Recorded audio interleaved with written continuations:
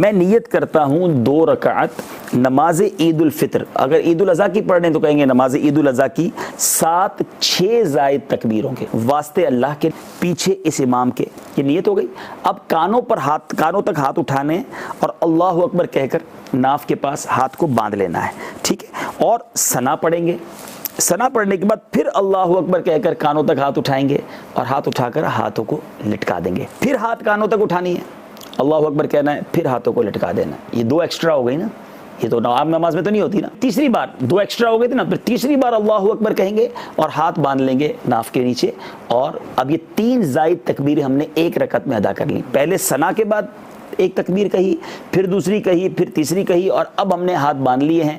اب تلاوت ہوگی، امام صاحب تلاوت کریں گے، اس کے بعد کوئی سورت ملائیں گے، اور پھر اس کے بعد ہم رکوع میں جائیں گے، اسی طرح سجدہ وغیرہ کریں گے، اور اب دوسری رکعت کے لیے کھڑے ہو جائیں گے۔ یعنی ایک رکعت میں ہم نے 3 زائد تکبیریں کہیں، یاد ہو گئی آپ کو؟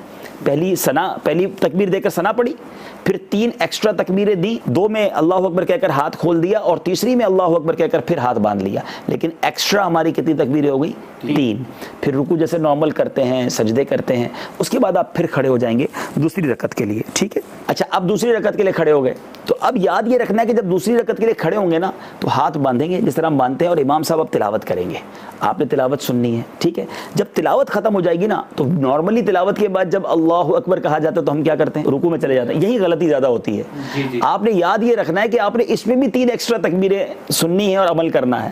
تو اب امام صاحب جب تلاوت کے بعد اللہ اکبر کہیں گے، آپ ہاتھ اٹھائیں گے کانوں تک اور پھر ہاتھوں کو چھوڑ دیں گے۔ 1 ہو گئی، ابھی کتنی ہو گئی تکبیر زائد؟ 4۔ اب 5ویں امام صاحب تکبیر کہیں گے، آپ نے پھر تکبیر کہنا ہے، پھر ہاتھوں کو چھوڑ دینا ہے۔ اب کتنی زائد ہو گئی؟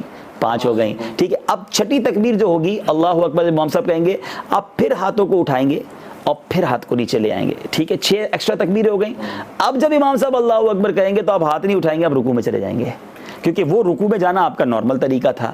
تو اس طرح آپ کی 6 زائد تکبیریں بھی ہو گئیں، اور آپ نے پھر باقی نماز نارمل انداز میں پڑھنی ہے کہ واقعی تلاوت سے پہلے پہلی رکعت میں 3 تکبیریں زائد والی، اور دوسری رکعت میں تلاوت کے بعد زائد تکبیریں، لیکن پہلی رکعت میں پہلے تکبیر تحریمہ کہہ کر جو پہلی تکبیر ہے ثنا پڑھیں گے، اس کے بعد 3 تکبیریں شروع ہوں گی، اور پھر ہم تلاوت سنیں گے، اور اس کے بعد جو دوسری رکعت ہے اس میں کیا ہوگا کہ پہلے پوری تلاوت ہم سن لیں گے امام صاحب کی، پھر 3 زائد تکبیریں ہوں گی، اور چوتھی تکبیر پر ہم رکوع میں جائیں گے۔ آصف میں کلیئر ہو گیا اب؟